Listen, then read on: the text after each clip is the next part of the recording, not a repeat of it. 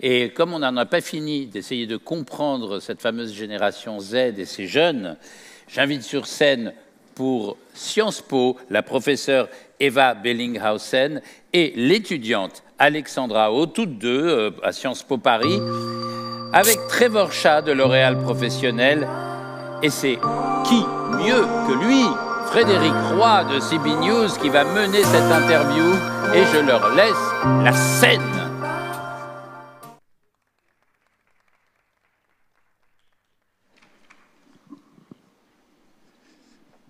Vous avez les micros là. Ah, il y a un micro pour...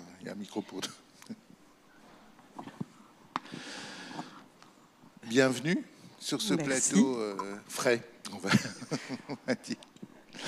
Voilà. Alors effectivement, on va parler enseignement, on va parler formation, on va parler futur et nécessairement utopie. Eva, vous êtes directrice du programme Master New Luxury à Sciences Po Paris.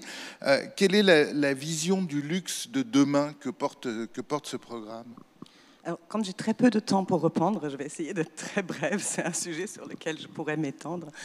On a un enseignant qui dispense un cours fantastique qui s'appelle The Impossible Definition of Luxury, et c'est Serge Carrera, et il a une très jolie phrase que j'aime beaucoup. Tout moment d'enchantement est un luxe en soi. Et c'est là que ça devient très intéressant pour nous, parce qu'on n'est pas tous enchantés par la même chose. Ça montre un peu cette individualité, cette personnalisation du luxe. Et pour nous, en fait, l'éclairage du luxe par les sciences sociales est extrêmement importante, parce qu'il y a un lien fort avec la culture, avec l'histoire, la religion, le pouvoir, toutes sortes de choses. Et donc, voilà, c'est cet aspect-là qui nous intéresse, de vraiment bien comprendre ce qui enchante les uns et les autres. Et alors, si on se place pour le coup sur le futur, quelle ambition pour les générations de futurs responsables ? Alors, quand on a créé le programme en 2019, on l'a tout de suite créé avec cette vision extrêmement qui attache beaucoup d'importance à un luxe et à un marketing responsable.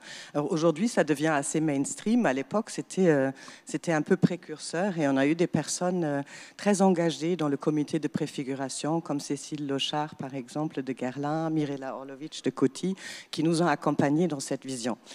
Et donc, si je devais définir notre utopie, qui n'est pas vraiment une utopie, ce serait de dire que le luxe attache une importance extrême à la qualité de ses produits et produit des choses et des services extraordinaires, et qu'en réalité, il faudrait attacher la même importance à la qualité éthique et environnementale d'un produit. On ne met pas sur le marché un sac avec une couture qui n'est pas au bon endroit. Eh bien, peut-être dans un avenir désirable, on ne devrait pas mettre sur le marché des produits ou des services dont la qualité environnementale laisse à désirer. N'est pas à la hauteur, oui. Trevor, vous êtes Sustainability Director de L'Oréal Professionnel Paris, ça je le dis en français. Voilà. Quels sont les objectifs principaux objectifs de votre enseignement dans ce contexte que vient de décrire Eva ? Oui, donc juste pour contexte, ça fait 3 ans que j'enseigne le cours dont parlait, le master dont parlait Eva, sur la sustainability. Et en fait, pour moi, j'ai 2 objectifs d'apprentissage avec les étudiants. D'abord, c'est de rendre la sustainability factuelle. Je pense qu'on est passé d'une époque où c'était CSR, faire moins de mal, mais là, on est passé à une étape où la science environnementale est assez avancée. Et on sait qu'il y a des objectifs scientifiques, les limites planétaires. Donc, ce que j'aimerais bien, ce que j'essaie de faire en tout cas, c'est que les étudiants sortent de le master avec une compréhension des outils qui factualisent le sujet, notamment un outil qui s'appelle l'analyse de cycle de vie, qui permet de quantifier l'impact environnemental d'un produit ou un service. Et ensuite, c'est à base de cet outil-là qu'on peut construire une stratégie RSE. Donc pour moi, c'est factualiser la sustainability, le rendre tangible, concrète, chiffré, parce qu'on est dans une autre attente avec l'urgence climatique. Donc on est dans le business case là, on est dans le concret. Ces business cases, qu'est-ce qu'ils apportent en réalité à l'entreprise ? Donc on a fait chaque année, ça fait 3 ans qu'on enseigne le cours, donc chaque année on a une étude de cas différente.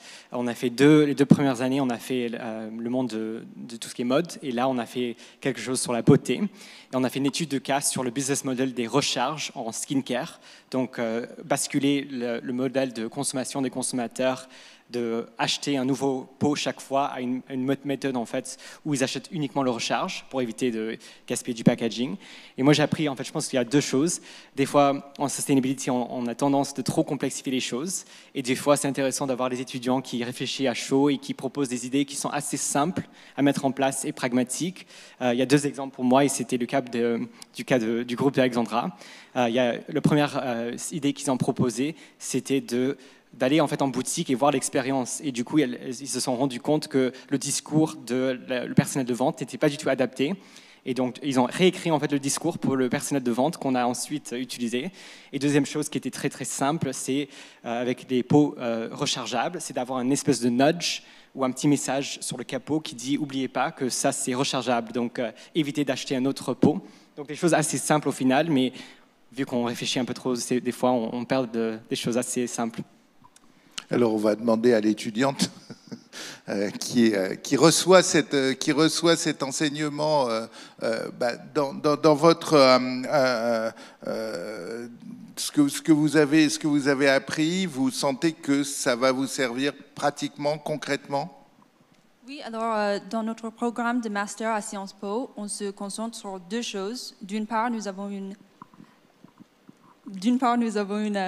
approche très académique où nous nous plongeons dans les sciences sociales, et d'autre part, nous avons une approche très analytique où nous apprenons des façons concrètes et applicables d'aborder le marketing.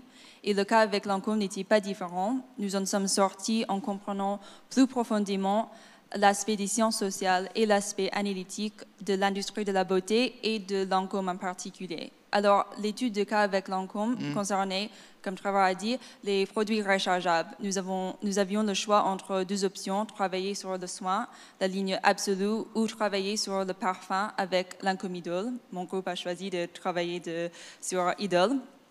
Et l'objectif était de proposer une business model et un plan marketing pour un format rechargeable en mettant l'accent sur la question de comment modifier le comportement des consommateurs pour attirer les clients et les fidéliser. Alors, l'objectif était vraiment d'encourager les gens à utiliser le format rechargeable.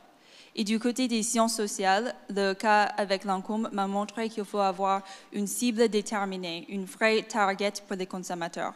Parce que c'est facile de dire juste, oui, bien sûr, la génération Z s'intéresse beaucoup au développement durable, mais ça veut dire quoi exactement? Quand on dit génération Z, on ne dit pas grand-chose. La génération Z comprend des millions et millions de personnes. Vous ne pouvez donc pas supposer que tous les membres ont les mêmes valeurs, désirs ou besoins. Il faut les segmenter beaucoup plus finement pour les comprendre, et il faut aussi être un peu critique de ces buzzwords comme génération Z et les questionner.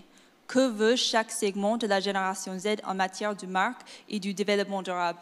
Il faut d'abord comprendre qui est votre cible et ensuite ce qu'elle veut. Et d'un point de vue plus analytique, le cas avec Lancôme m'a aussi montré qu'il faut avoir des indicateurs précis, des vrais chiffres pour commencer à parler du développement durable. Quels sont les secteurs, quels sont les enjeux? Faut-il d'abord parler des ingrédients, de l'emballage, du transport, de la fabrication ou de quelque chose de complètement différent? Il faut faire plus que simplement dire « nous voulons être plus durables ». Nous devons réellement effectuer des recherches pour déterminer les actions à prendre pour parvenir à un monde plus durable. Et c'est un sujet dont nous avons beaucoup parlé en cours à Sciences Po, et pour ce cas, avec les LCA, Life Cycle Analysis, déjà mentionnés par Trevor, qui font exactement cela. Les LCA mesurent l'impact environnemental et social des produits afin de vous montrer où il faut vous améliorer et où sont les pain points. Et il était aussi très intéressant pour nous étudiants de présenter devant l'équipe Lancôme parce que nous avons pu recevoir des feedbacks en temps réel. Et toutes les questions étaient très pratiques et concrètes sur, par exemple, la recherche derrière notre stratégie de prix, le contenu pour les discours Beauty Advisors, et si nous avons fait des visites mystery shopping. Alors, c'était vraiment génial d'échanger avec eux, de voir l'impact réel de tout notre travail et de prendre l'opportunité de présenter nos idées devant l'équipe Lancôme. Parfait. On est juste un tout petit mot, Eva. C'est juste du concret et impact. On pourrait résumer en gros votre enseignement à ça.